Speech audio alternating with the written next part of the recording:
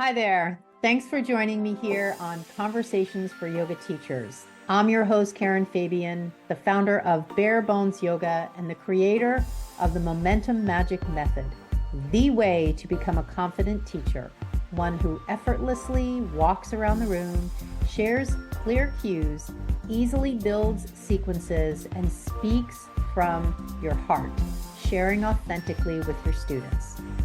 Here on the podcast, you'll discover new and inspiring ways to share your cues and create your sequences. You'll uncover habits and frameworks all designed to empower you so that you can teach in a way that feels authentic and natural. For some episodes, I'll have a guest, and other episodes I'll share with you on my own, and in each one, you'll always get action steps and takeaways you can apply right away to your teaching. In addition to the podcast, follow me on Instagram and TikTok for daily videos. You'll see a link on both of my profiles, my Stan Store link. Click it and unlock ways you can get the support you need to be the teacher of your dreams. You'll find links to the podcast, my free ebook, and other resources to help you be the best teacher you can be. You'll also find the link to my signature program, the Yoga Anatomy Blueprint Learning Program, and you can see if you qualify to enroll. So with that, let's get on with today's show. Hi there. Welcome to Conversations for Yoga Teachers. I'm your host, Karen Fabian, and this is episode 357. So welcome to this latest episode. Today is going to be an interview with a really fabulous guest, and I'm going to share with you her bio and just some information about her in a couple of seconds. I just wanted to start out by welcoming you to the show and also just sharing, as a preface to my guest background, just a little bit about what you can expect when you listen to this episode. Divya and I talk about confidence, and I know that that is a topic that is near and dear to my heart, and certainly one that I speak on frequently. And in this conversation, you're going to hear it maybe from a little bit of a different perspective. Divya, while she's not a yoga teacher, and when I share her bio, you'll see, has many, many years of experience working with people. And confidence is one of the recurring themes that always comes up. One of the reasons I love to have guests like this on my show is so that you can hear how confidence is a common thread for everyone. And that when you walk into the room to teach your yoga classes, if you're not feeling super confident or feeling the way you want to feel, number one, that is a common human experience. And number two, there are so many amazing experiments and things you can try in service to becoming your most confident self. And, I always say, on the path to becoming the yoga teacher you dream of being, you will develop a better relationship with yourself. And part of that is what Divya and I talk about today. So you're going to walk away from this particular episode just fueled with inspiration and information about how to build your confidence. So with that, let me introduce you to today's guest. Divya Parekh is an ICF-credentialed executive and leadership coach with over 20 years of global impact across academia, biopharma, and corporate leadership. Known for helping leaders and teams connect with their why, Divya empowers clients from C-suite executives to Gen Z professionals to lead with purpose and drive meaningful transformation. Rooted in neuro-leadership and mindfulness, her coaching style blends science and storytelling to build trust, resilience, and results. She has guided thousands across 40 plus countries through leadership programs that foster influence, credibility, and high performance. A trusted coach to Fortune 50 companies and startups alike, Divya is also a Forbes and CEO World contributor and author of several books on leadership, influence, and emotional intelligence. Off the clock, she mentors young women, champions ocean sustainability, and leads with a deep commitment to community impact. I know that you are going to be inspired by hearing Divya speak on today's show. And I encourage you to take a look at the show notes where you will find not only how to reach her, how to connect with her on social media, as well as links to different aspects of the work that she does. And I also highly encourage you to watch her TED Talk online. So, with that, let's get into my conversation with Divya Parekh. Here we go. Hello, Divya. It is so great to have you here on the podcast. Thank you so much for being here. Thank you for having me on, Karen. It's exciting to be here. Yes, thank you for joining me.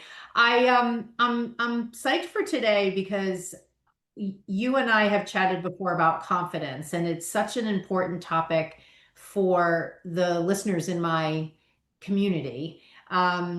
And although so many of my listeners are yoga teachers, I know I most likely have a smattering of other people who don't teach yoga. But the one thing that it almost seems to be a common human experience is wanting to feel more confident in all aspects of your life. So I know in our pre-show conversations, we've talked about that as something we'll tackle today. And I'd love to ask you some questions about that as I've prepared.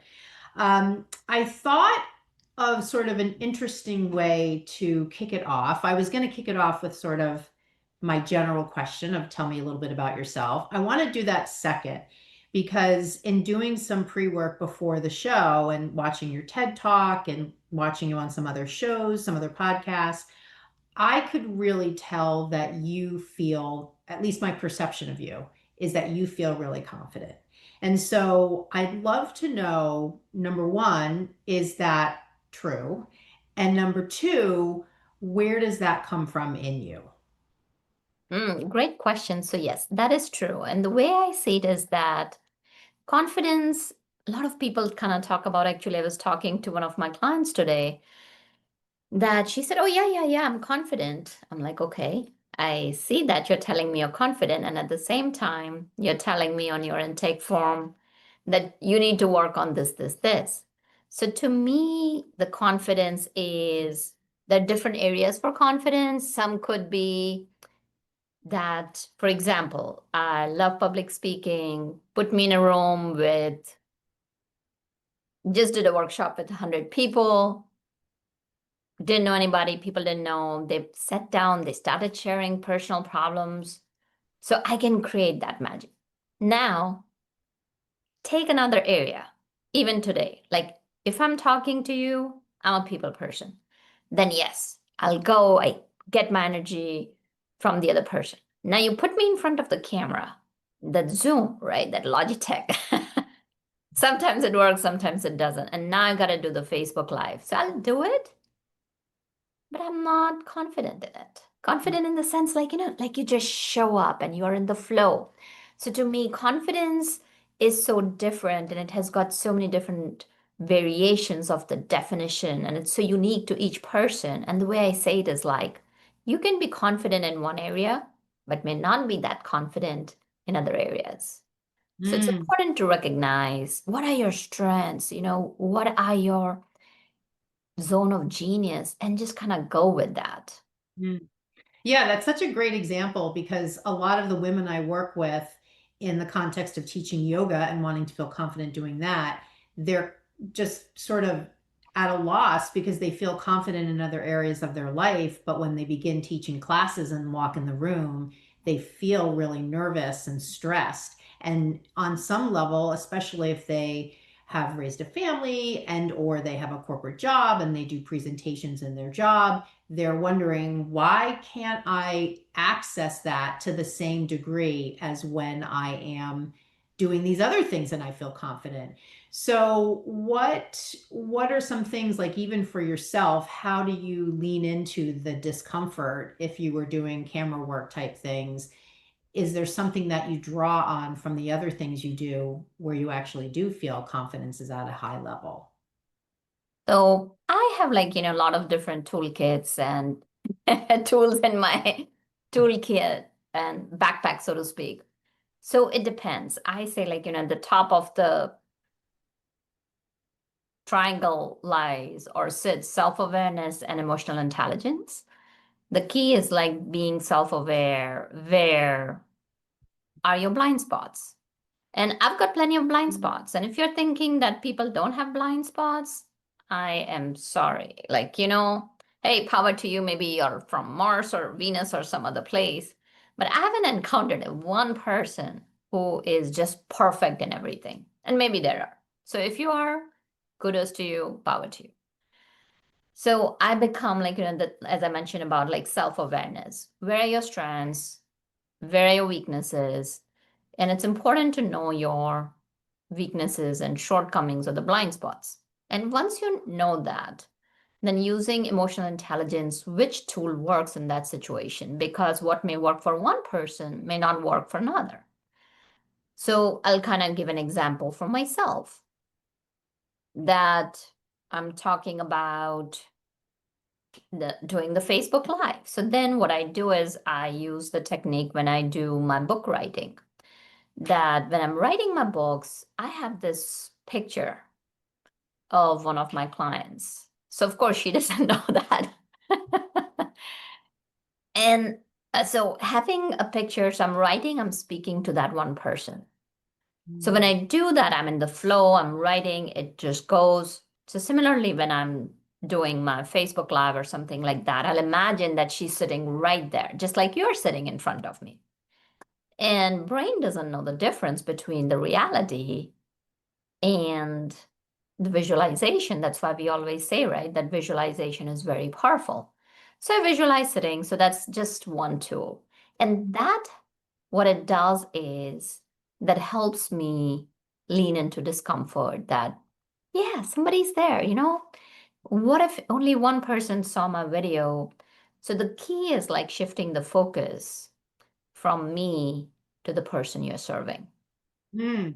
Yeah, that's so interesting that you're sharing that because sometimes, I mean, I can really connect to that technique. And one of the ways I describe it is taking the selfie mode off and turning it to landscape. And I use that with yoga teachers. If you feel really nervous when you walk in the room, shift to that perspective of, instead of having all the focus of yourself on you and how you're feeling, shift the lens and teach to the one person in front of you, maybe even not looking so much at everybody else. And slowly but surely, you'll start to feel your feet under you and feel a little more present and calm. So that was interesting Yeah.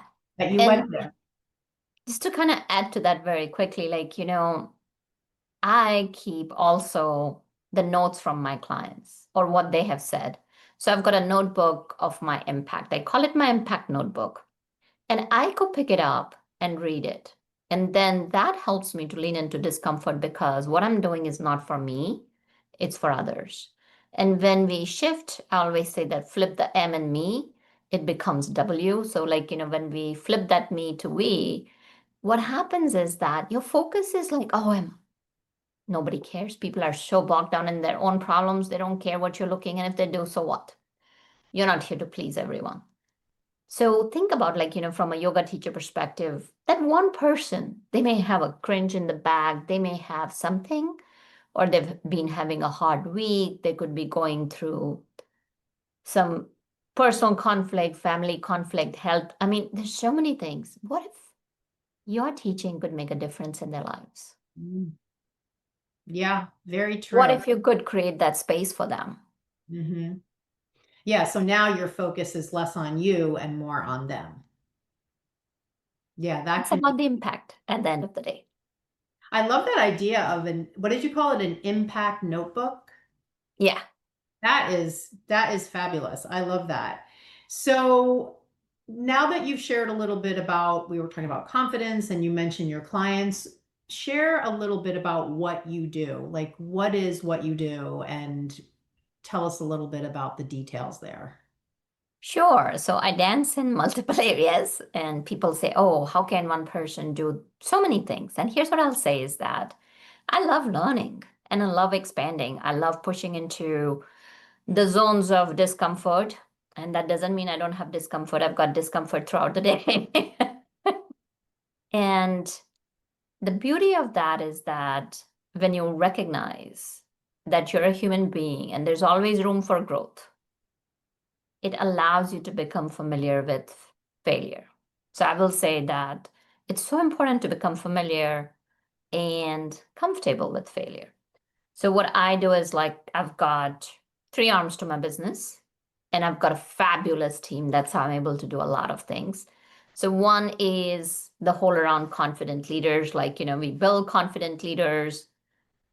It's not only for coaches, there are a lot of coaches, but we also like work with confident people to become confident. And as I said, there's so many nuances to it. It's not just like one color, like, okay, I like red. No, confidence is a spectrum of all the colors on, and then the whole thing that becomes white, and then that becomes the confidence. So that's one area that I work on. Then the second is I help a lot of entrepreneurs and professionals 10x, 100x the productivity through artificial intelligence. I think so. I'll just kind of stay with two. Yeah. Okay, cool. I mean, AI certainly is on everybody's mind right now. So I would imagine that must be like a huge area. When you mentioned in some of what we were chatting about before, clients, are these people that you're working with one-on-one? Yes, I work with people one-on-one as well as I work with in cohorts. Got it. Okay. One of the things that you just mentioned that sparked my interest, there's actually two things. I just took some notes, but this first one, when you were saying you love learning and you love being in that zone of discomfort, and it reminded me of a conversation I had yesterday when I was running one of my training programs. And one of the teachers was talking about one of the techniques that I was teaching and some of the struggle she was having shifting from where she is now using this new technique in her classes and wanting to be in this sort of different state using this technique.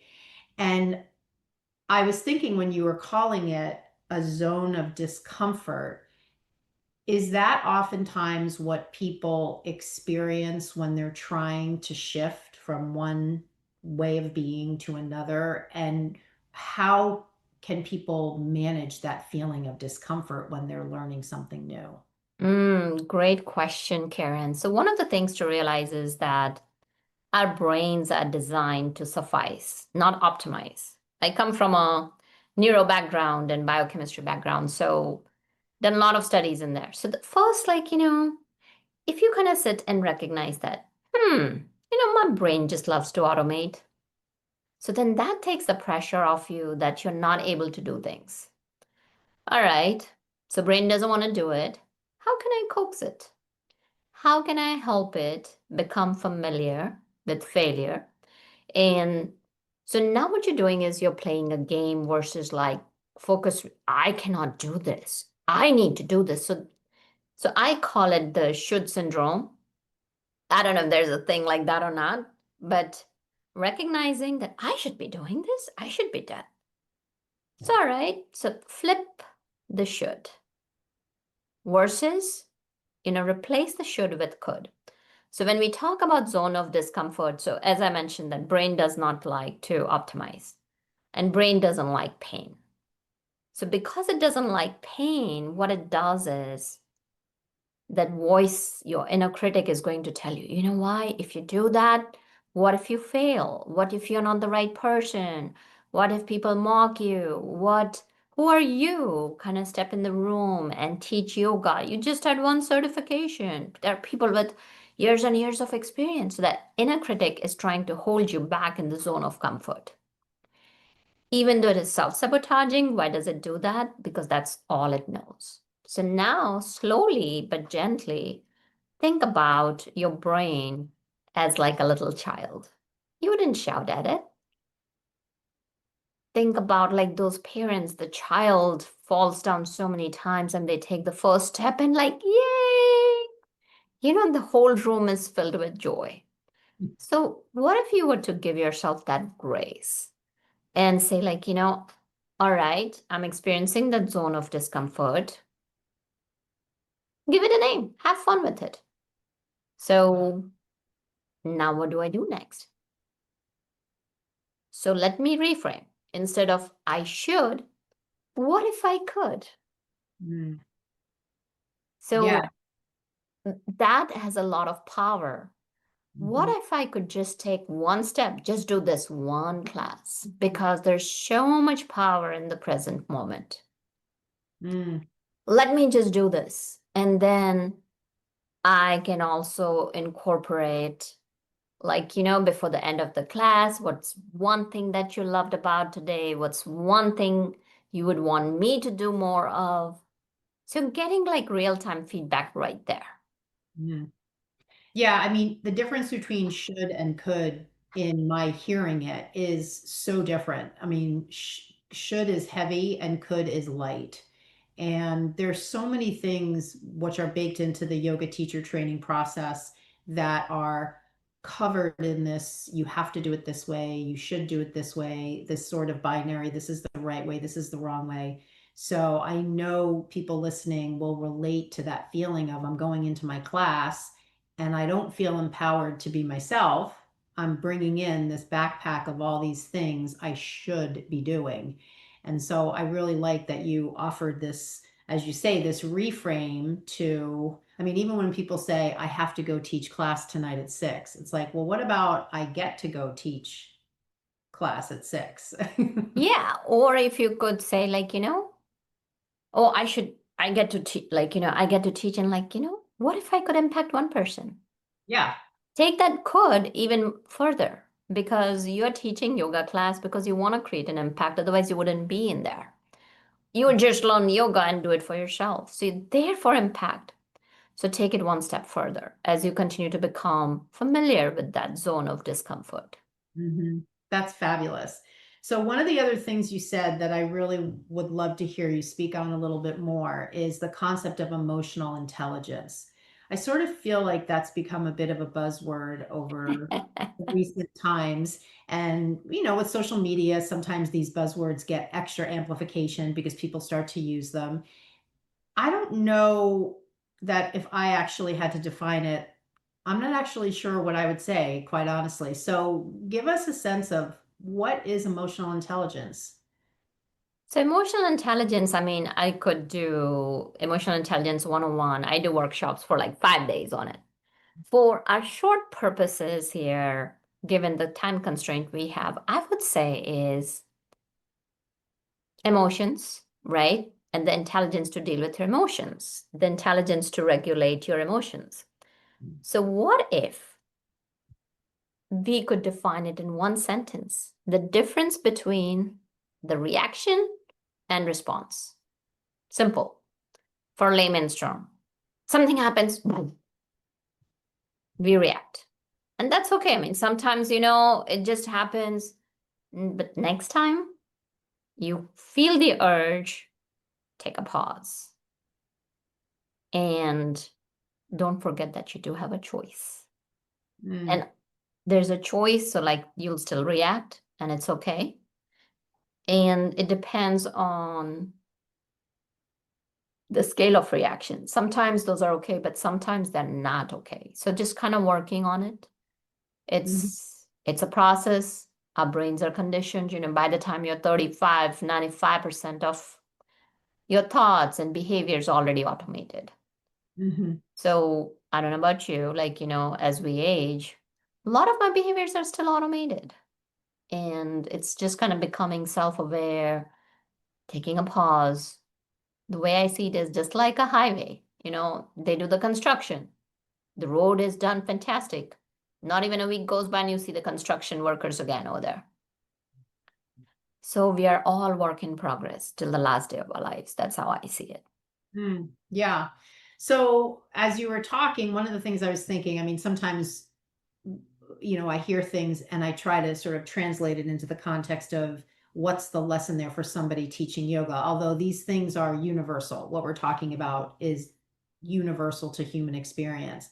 I'm thinking, though, in particular, when you were talking about pausing and giving yourself a chance to step away from that conditioned response to something more intelligent, right? Which is more mindful in whatever way that looks like for that situation.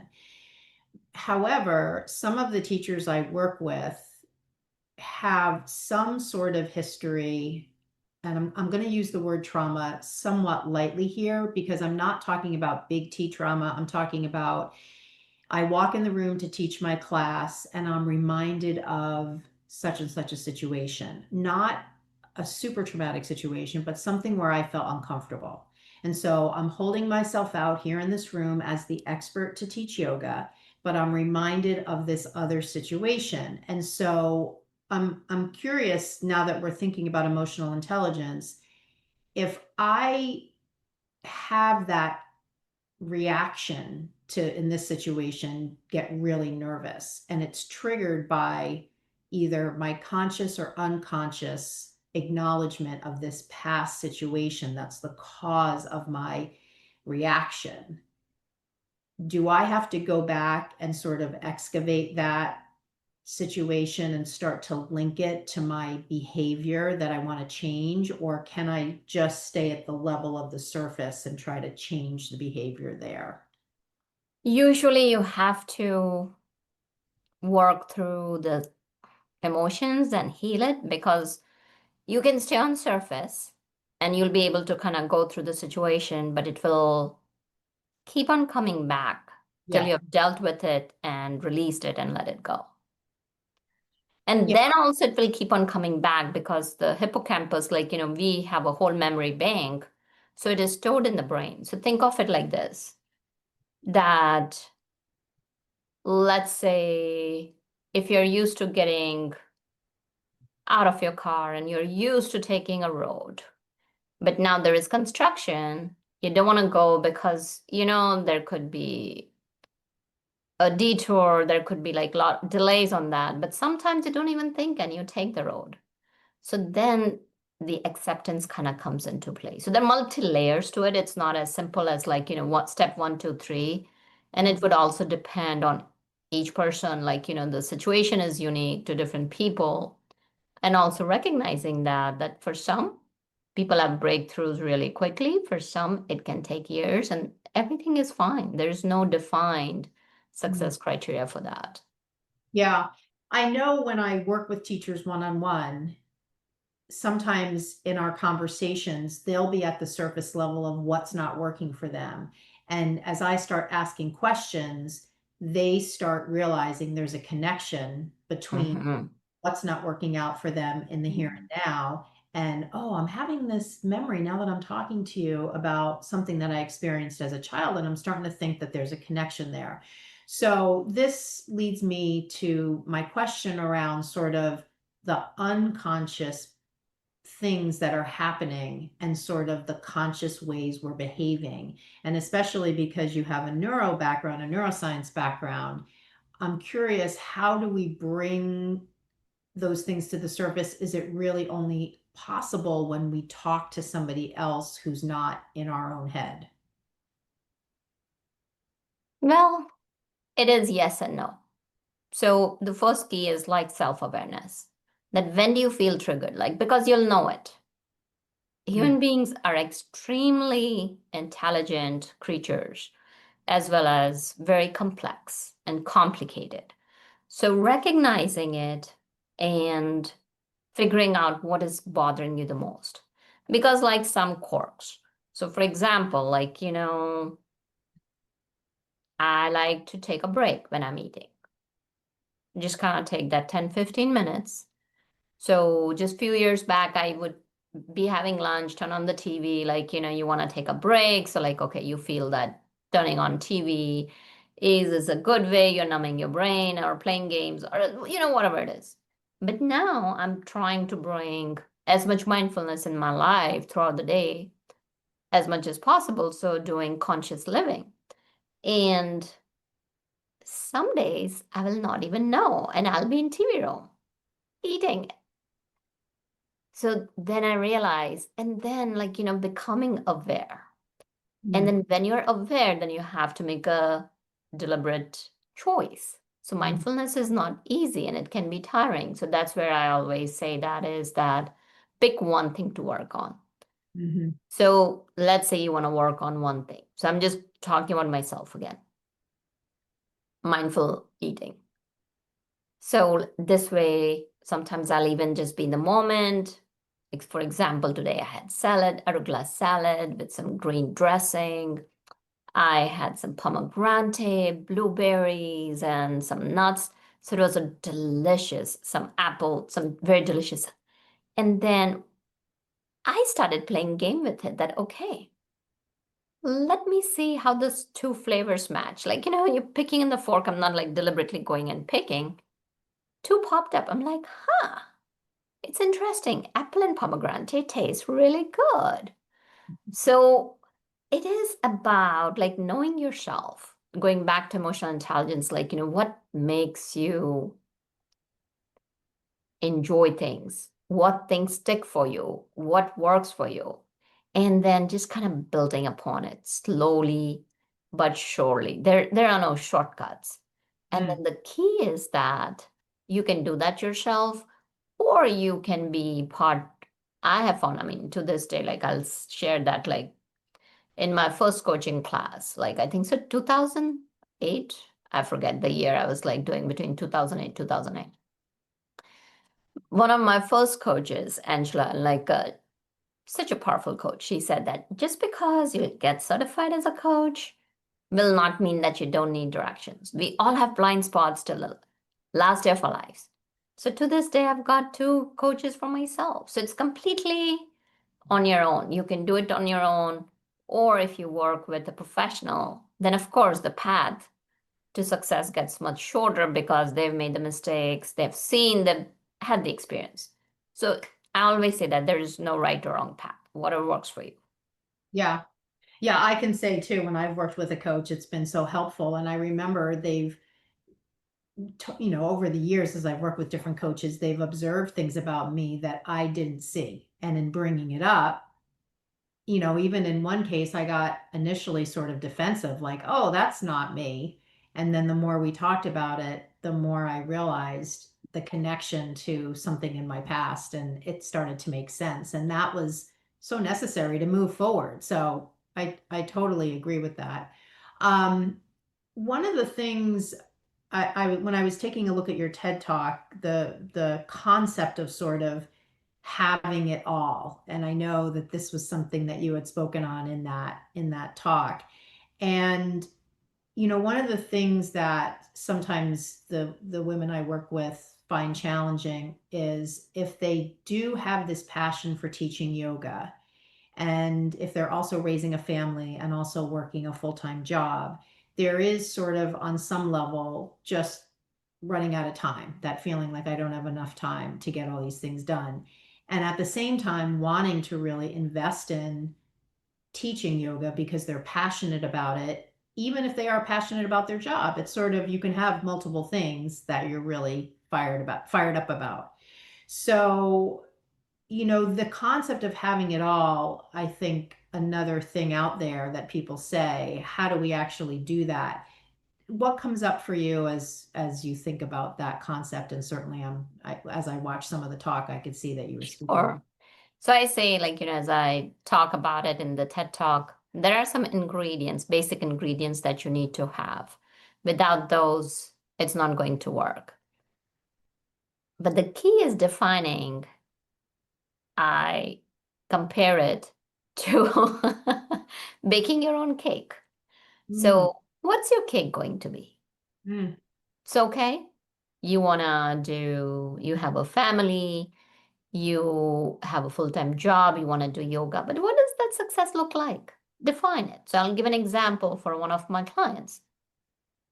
She came to me very ambitious, wanted to live her life to the fullest, and yet she was very unhappy and felt unfulfilled, even though she had everything check, check, check on the box, but she felt empty and unfulfilled.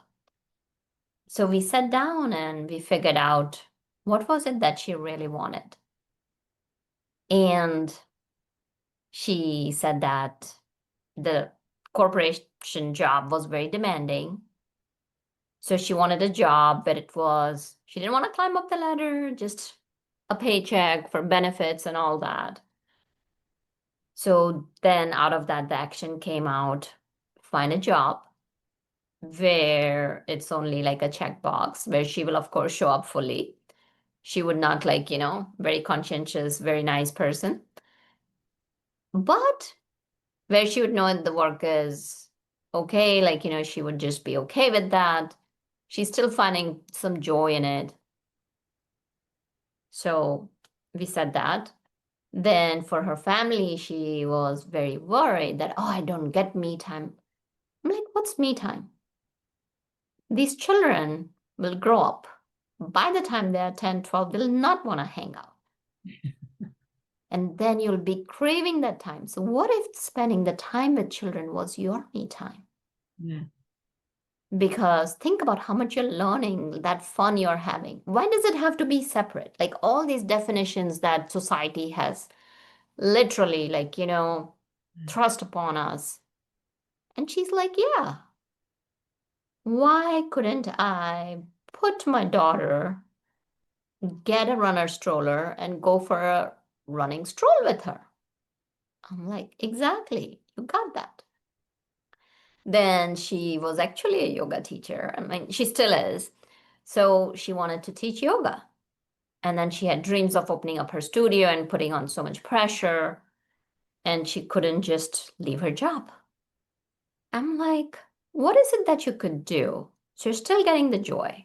So we explored what was the reason behind opening up her studio, or basically I'm like, is it the brand? Do you want to build a brand? Do you want a name? She's like, no, I just want to be in a room full of people where I can see, like, because as she was getting a certification, she taught yoga to a couple of her neighbors and they said, oh, my neck feels better.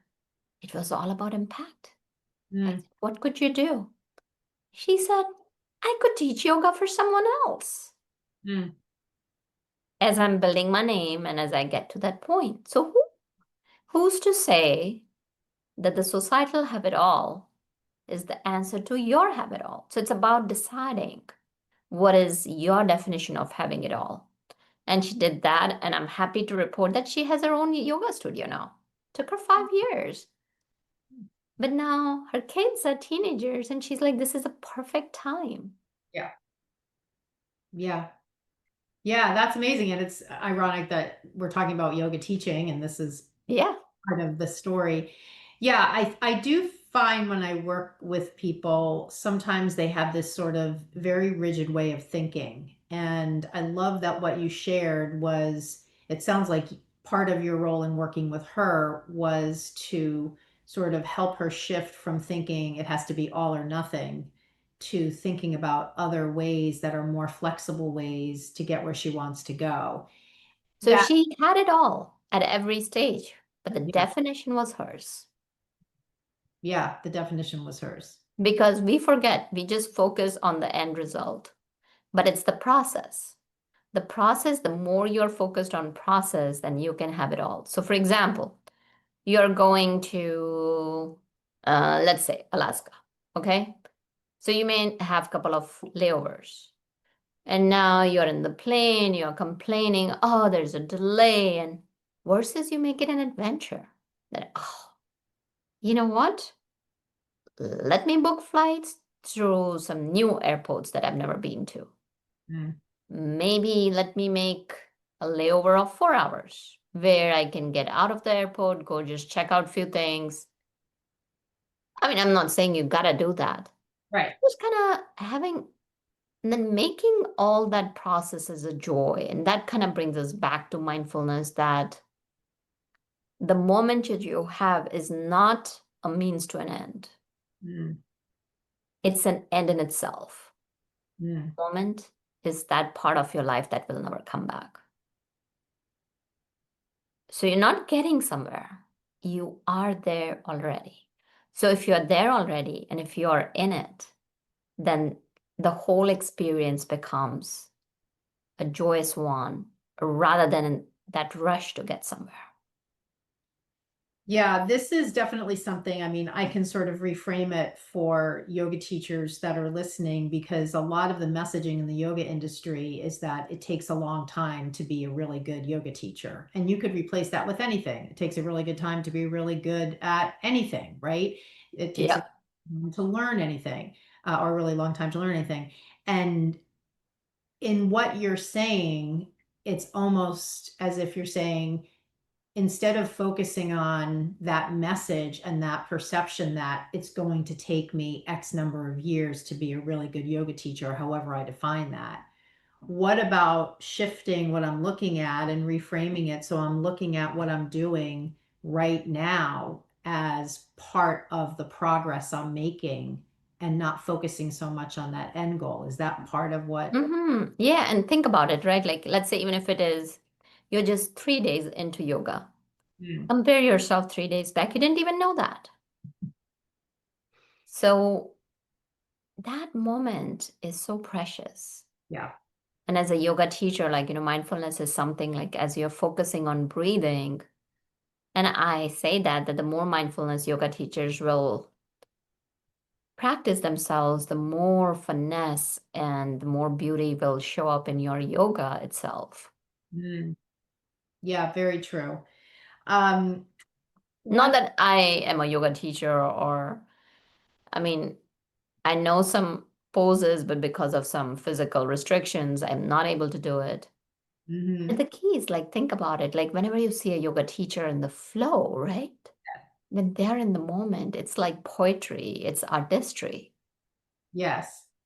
Yeah, and part of what you said when we were talking before about flipping the lens from yourself to the other person or the class as a way to sort of decrease your nerves and stress and put the focus on impact.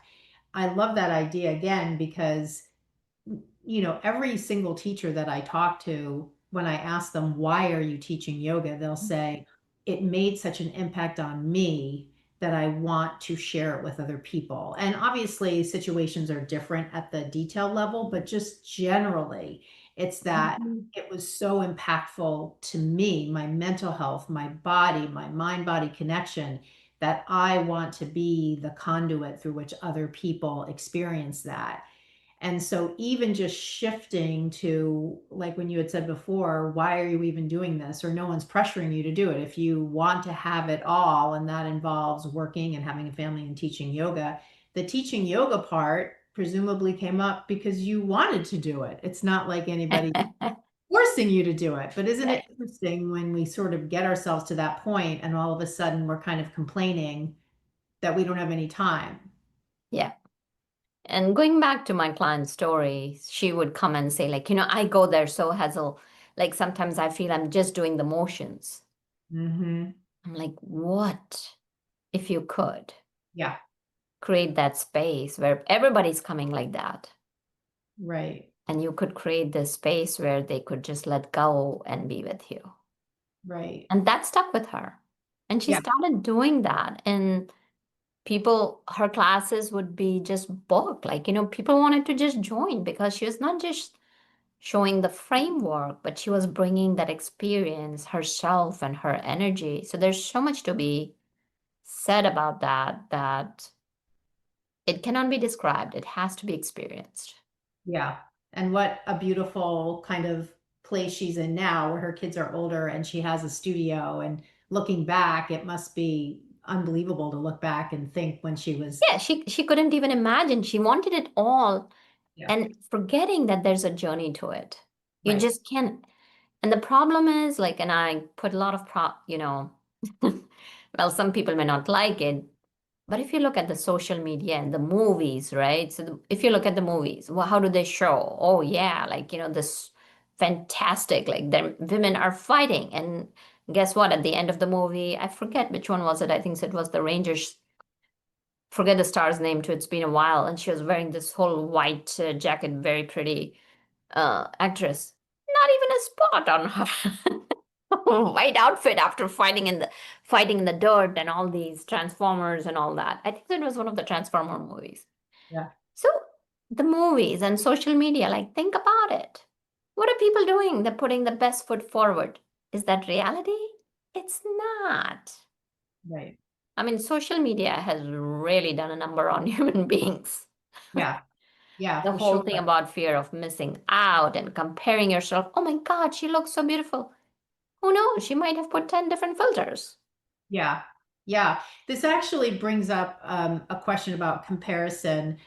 we can talk about it generally, just that natural feeling of comparing ourselves to other people. And certainly social media is a place where that's happening all the time, consciously or unconsciously, as we're scrolling through. One thing, though, that is a recurrent challenge for teachers that I talk to is once they begin teaching, when they go to take other people's classes, they're triggered by what the other person is teaching or how that other person is carrying themselves as they walk around the room, or the types of cues that they're using, or the sequence that they're teaching.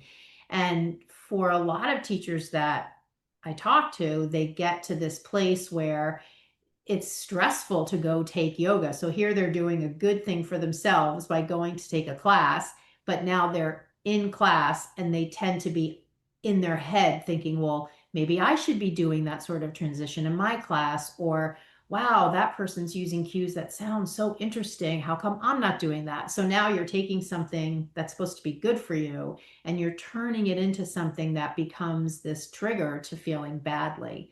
So again, this is a niche example, but it brings up, the larger example of just comparing ourselves to other people. What are some of the things that you would suggest for somebody that's experiencing that? Great question. And people experience that regardless wherever they are in their lives, because human beings are designed for social approval. We look for that. And we look for approval from our parents, and that's why, like, my post got 500 likes. Influencers, everything about the numbers. They've got 1 million followers. They've got so many views. They've got 100 hours of this. So what happens is that, again, recognizing and becoming self-aware that our brains have been conditioned to look for social approval. Okay, so when you're looking for social approval, as you become self-aware, is taking that pause. What's one thing? And reframing it, and it's going to take time. What's one thing I could take that I could put it in my class? Just one, not multiple, not 10. Or if you're ambitious, write down 3 things. Take a notebook with you. So rather than, oh, I'm not doing this, just see what feels truly aligned to you. Mm. Being true to yourself. When we talk about alignment, if a car is out of alignment, it goes zigzag, zigzag. So human beings are no different. Mm. Whenever you feel out of alignment, just kind of think, okay, what will really be a good addition, not replacement. I'm not going to say replacement in the initial stages. Of course, later down the road, you can do that for the initial. What could I add? 3 things. I'd say start out with 1. And if you're ambitious, go up to 3. And if you are even more ambitious, go up to 5, but no more than that. Mm-hmm.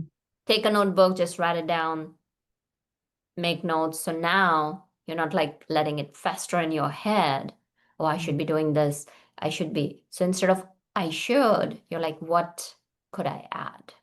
Mm. And one thing I'll say is that the more and more you work on yourself, you'll find the ability to let go of these limiting beliefs and barriers to being joyous. So I will share an example. Just like I do live workshops all the time. So I was there. I had been in a rush in the morning. So I go there and one of my attendees says, she's just pointing at me. I'm like, so I said, just speak up. She's like, so she took me out and says, you're wearing your shirt inside out.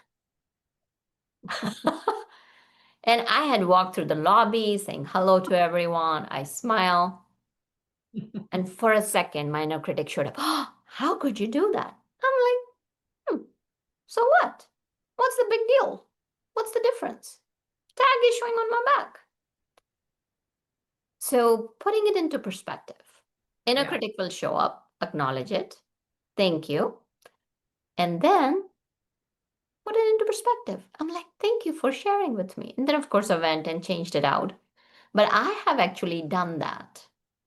I wear my t-shirts inside out on purpose. I go for a walk, I go to grocery store, and it'll be very interesting. People will look and they'll whisper, but I've only had 2 people out of 10 occasions tell me, Mm, did you know you were wearing your shirt inside out? I'm like, thank you so much for telling me. I really appreciate it. mm, So I do social experiments all the time. yeah. And that's the key. Like, think about it in a way, giving yourself the permission. The more permission you give yourself, the happier you become. Mm, And sometimes we have to work on it. mm, Sometimes we have to continue working on it. Sometimes you'll be working on it for a long time and everything's okay. There's no right or wrong. mm. Is there something about, and I can also say I've worn my yoga pants inside out and realized when I've come home that the tag in the back was sticking out and nobody said anything to me. And I didn't do this until I came home and I realized, oh, I was wearing my pants inside out. Why do you think that people or the brain or both tend to make things like you're describing a much bigger deal than they really are in reality? What is it about the way we're wired that makes us think?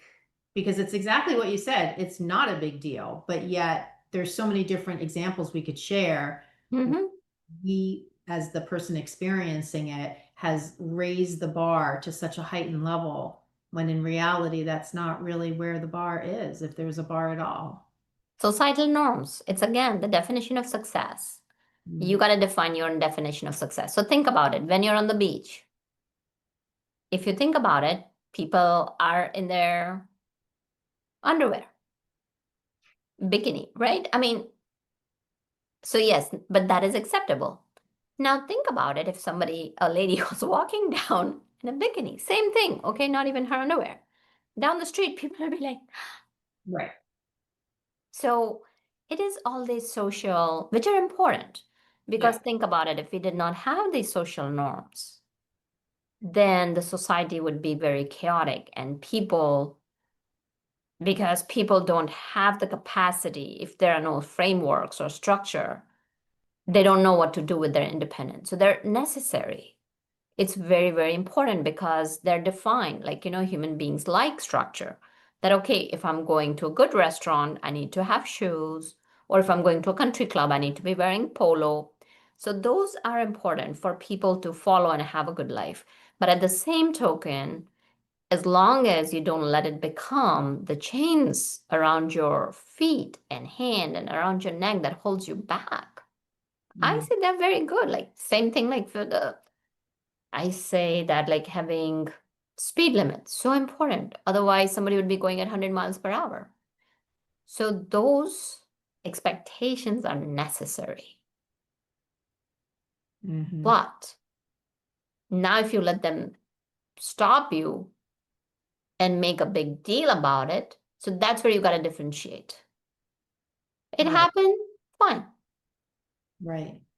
I mean, it almost sounds like when you were flipping from should and could, it almost sounds like in this example, you're sort of giving yourself grace to just be. Mhm. Yeah. So, and I'll give an example. Several years back, one of my cousin's son graduated, so I had gone there. Parents had spent like almost, I don't know, $150 per head. Okay, they're wearing some great clothes, all these youngsters. Probably, I don't know, maybe it was in 2000. I don't remember the time. And they were all wearing flip-flops because that was the fashion. So that was acceptable. Yeah. But all the adults who had not experienced that, they're looking at these youngsters, but those youngsters didn't have a care. They were just fine. So it's about also like you want to challenge and yet know the thing like is it necessary to challenge or do you just want to ruffle some feathers?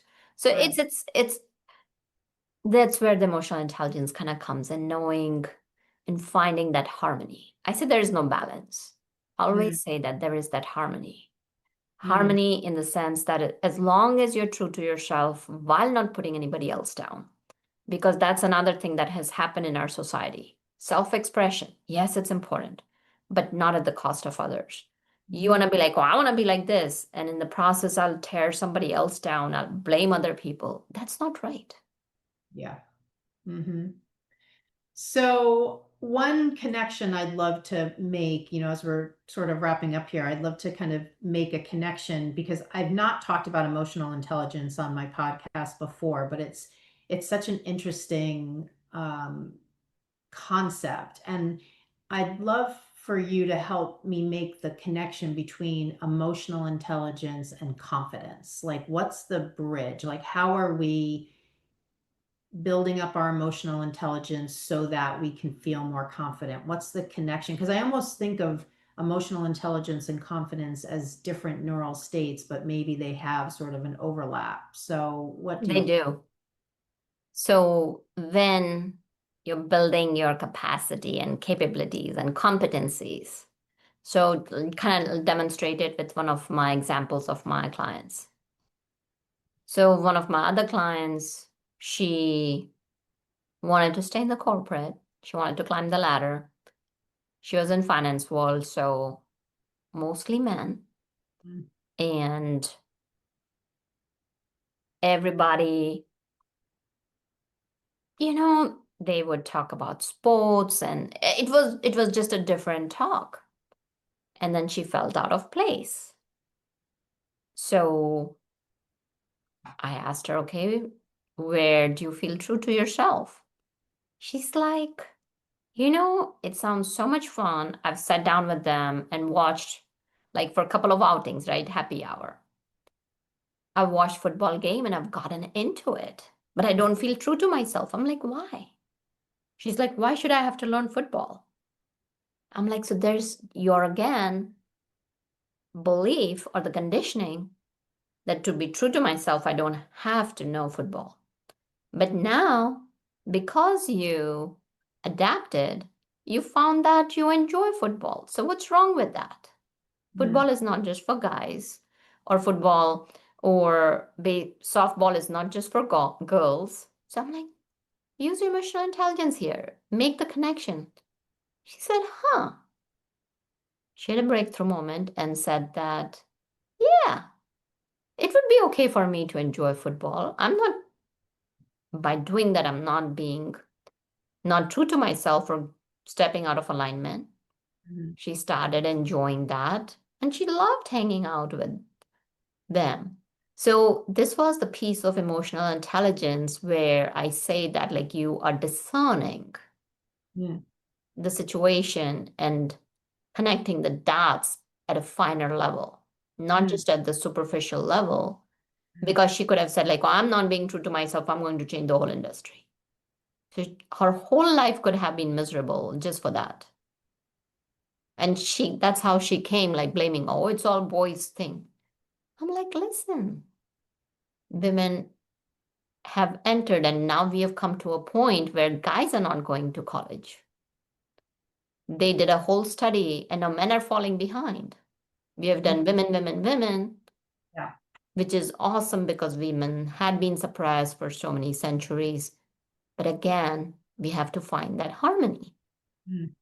So she saw with her emotional intelligence that it was okay. I said, it's not us versus them.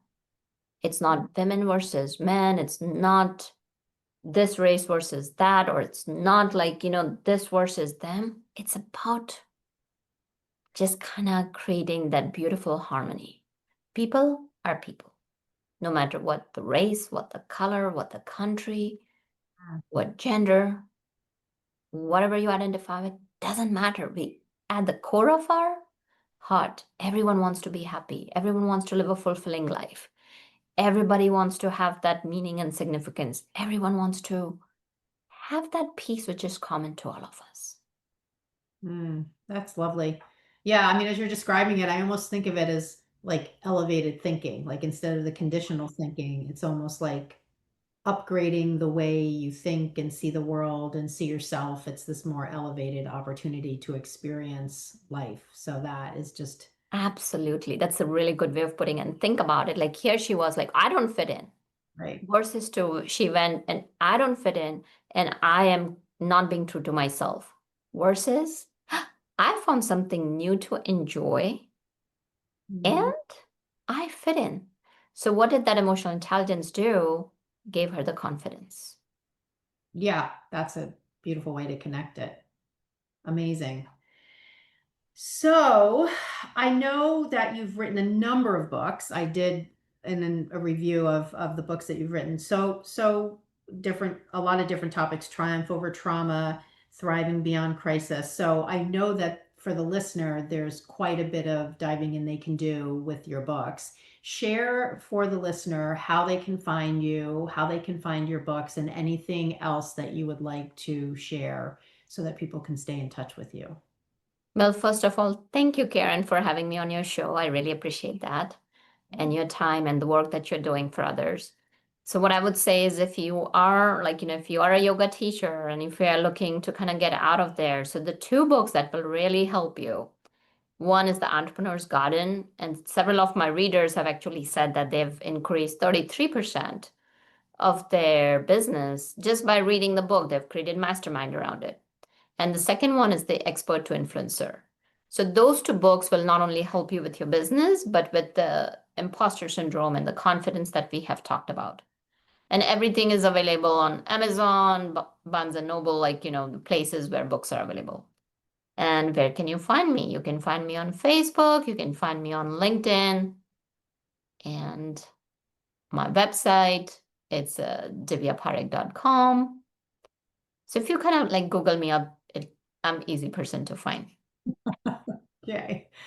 Fabulous. Well, thank you so much. This has been a lot of fun and I learned a lot. I feel like my brain got a nice dose of just learning and the wheels are turning. So, yeah, I really feel like it is again higher level humanness, and also we did it. I think there were just so many things that you were able to kind of make it relevant for a yoga teacher, which is a large part of my listening community. So I thank you for that. And I look forward to hearing this. I'm going to post this on at the end of the month on June 30th. So we'll get it out there and we'll share it and I'll send you the link. And thank you again so much. Thank you. Thanks for being here with me today. I hope you enjoyed the episode. And hey, one more thing.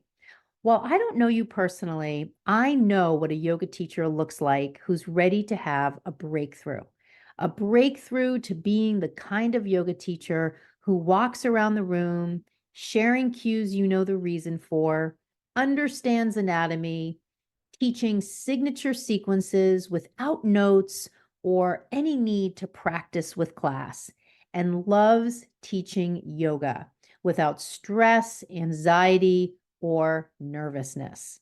If you are ready to be that yoga teacher, here is your next step. DM me the words podcast offer, and I will give you a special incentive to work with me inside of my signature program just because you are listening to the podcast. DM me on Instagram at Bare Bones Yoga. I can't wait to hear from you.